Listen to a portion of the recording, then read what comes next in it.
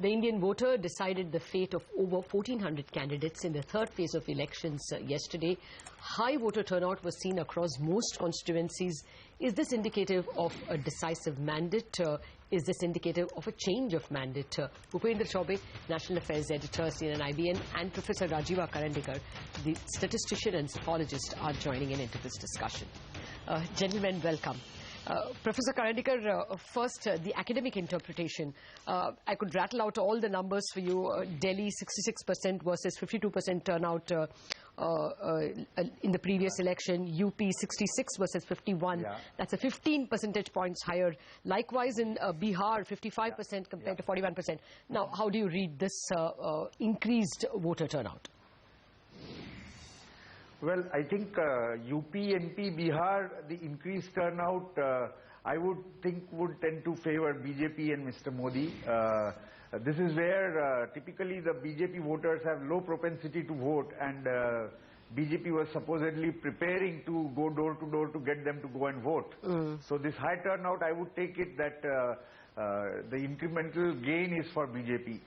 For Delhi, it's difficult to call. The AAP is a new factor. And the increase partly could be due to some of the BJP voters who were not voting earlier going out to vote. Also, it could be people who are taken in by the AAP phenomena and going out to vote for that. Bhupen, same question to you. Actually, the big Muslim minority states, in fact, not even minority, J&K, 17 percentage points higher voter turnout, and UP as well, 15 percentage points higher. Is there an interpretation here that the polarized nature, the strident nature of this elections debate has brought out more of the minorities to vote? Oh yes, absolutely. That's a fair interpretation that you're trying to draw, Lata. Let me draw your attention also to another significant constituency, Muzaffarnagar. Now, Muzaffarnagar is the epicenter of the communal clashes that had erupted in Uttar Pradesh 7 to 8 months back. And look at the kind of polling percentage there. It's been the highest, you know, in almost in the history of Uttar Pradesh, that we've not seen this high polling percentage taking place in Muzaffarnagar, almost touching 70%, in between 68 and 70%. Now, what does that tell us? That tells us that the people of this region, just like you were talking about Jammu and Kashmir, and I have no doubt on my mind that this is the kind of polling percentage now that you will see as the election moves in other parts of UP, Bihar and other parts of Gangetic Plains. The reason is that people quite clearly are increasingly voting for a change. Now, that change could either be change of their local candidate, it could be anger against the local incumbent government, it could be anger against the incumbent government at the center. But the overwhelming sense, and I was speaking to a whole host of people who were voting, doing my own straw poll in a sense, the overwhelming feedback I got, Lata, was that people were voting for a change. They were not interested in this politics of you know, the kind of statements which have been made by the likes of Mulayam Singh Yadav and Azam Khan. These are not the kind of things which are working on the ground for voters. They are voting very, very decisively, firmly for change this time. Okay, that's an interesting point, and that's something that many people have indicated to us earlier as well. Mr. Karandikar, what is your view on this? Why have voters come out in so much strength this time versus 2009? Is it purely because they are voting for a change, or is there some other reason? Well, see, when there is no dominant issue which is, you know, spreading across the nation, voting percentage tends to be lower. This time, as Bhupen pointed out, it's a polarized election. In addition, there is an undercurrent of people who want a change. And of course, in Muzaffarnagar particularly, the communal clashes. So both sides, the hardcore elements would ensure a higher percentage votes. So it's in UP, it's a combination of all these factors, but overall in the nation, I would expect a higher percentage of vote, and that is because a lot more people are involved with this election. If we ourselves throw back in 5 years ago, forget the business news channel, even the media as a whole was not so much into this election. This year, last 8 to 10 months, we have been talking about elections. So there is a difference. No, the investor community is terribly interested in elections. Yes, I know. Mr. Karandikar, you know, for all the economic data we crunch. 5 years ago, they were not so much keyed into it. Today, they are. Likewise, general public. And once there is a dominant issue, the people will tend to go and vote. So that's what I think.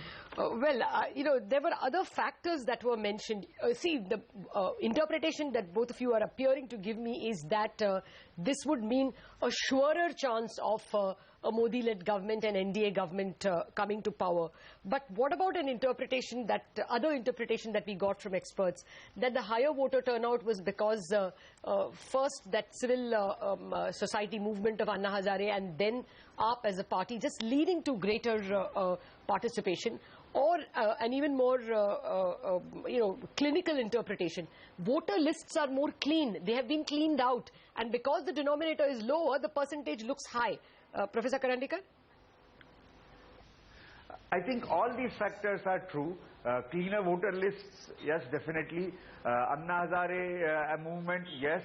But directly as a political party, AAP has a strength in Delhi and maybe Punjab. Elsewhere, people will go out to vote because of Anna movement, but they will then vote for a party who they think will win. So, yeah, cleaner voter list is certainly something which I have been hearing about, and that means denominator is knocked off, and of course, therefore, the percentage goes up. Okay. So it's a combination of all these factors. But I think primarily the fact that a lot of people are talking about elections, there's also, I must say that, you know, election commission's efforts in spreading the message. I was told by some friends in Mumbai that their children in their school, the principal or the teacher made the schools take, the students say to their parents that mom and pop, just please do go and vote. So I think all these things are together. Okay. Bhupen, hi. Good morning. Everything seems to be going right for Modi now, but you know, there is this fear that something's got to give. In your sense, is there anything at this stage that could go wrong? Yeah, that's a law of nature, isn't it? That when we believe that something is going up, it must necessarily come down. But look, this is a very different election. You know, Lata, we've been talking about this now for what, last 6-7 months, and I've been on your program so many times. I do understand the sensitivities which are involved of your audiences about whether Mr. Modi is in pole position to make it to Racecourse Road or not.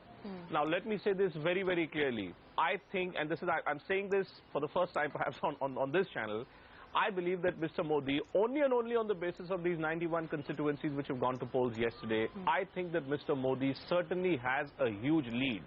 He certainly has a huge leg up. And if this trend which we have witnessed yesterday in Delhi and in Uttar Pradesh, if this trend continues, I have no doubt on my mind that Mr. Modi may actually end up taking the BJP to an astronomical high of 230 to 240 seats. This is now increasingly looking like a wave election. You know, let me give you, let me just explain to you why I'm saying that this is a wave election and why I believe that Mr. Modi could ultimately end up being to 230 to 40 seats only and only from the BJP stable, is because in these parts of the country, across 11 states where the elections were held yesterday, only 13 of these seats were with the BJP in 2009. 51 seats were with the Congress. This time around, what has changed is the entire caste matrix, which often seems to work in UP or in Haryana, even in parts in Punjab, that caste matrix has been replaced by what I call is the Modi matrix. I spoke to a whole lot of friends in Haryana, in places like Sirsa, in Kurukshetra, in Hisar, Bhiwani, as I did with people who were voting in Muzaffarnagar, Kairana, Baghpat.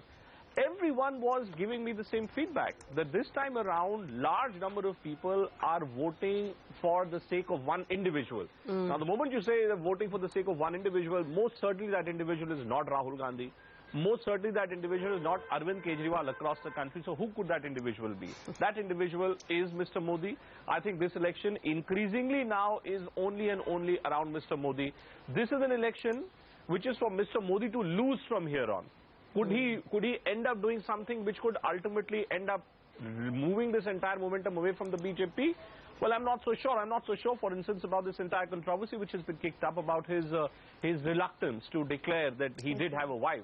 I mean, I don't know why Mr. Modi chose not to make this point in his earlier affidavits, but the fact that he has now been forced, in a sense, to declare this in his election affidavit, that he was indeed married.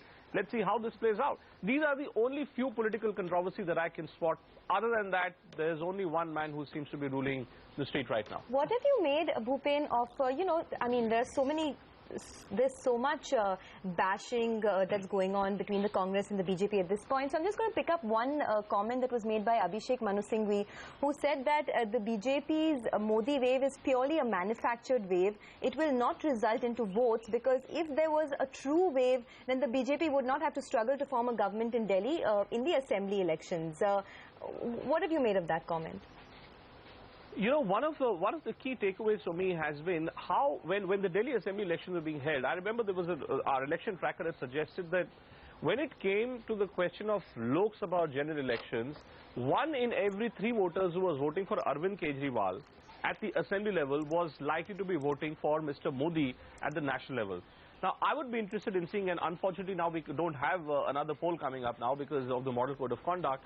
I would really be interested in seeing whether that figure of 1:3 has actually come down to 1:2. Ooh. And there is a strong possibility of that, because since the month of January to March, things have unraveled, frankly, for the Aam Aadmi Party.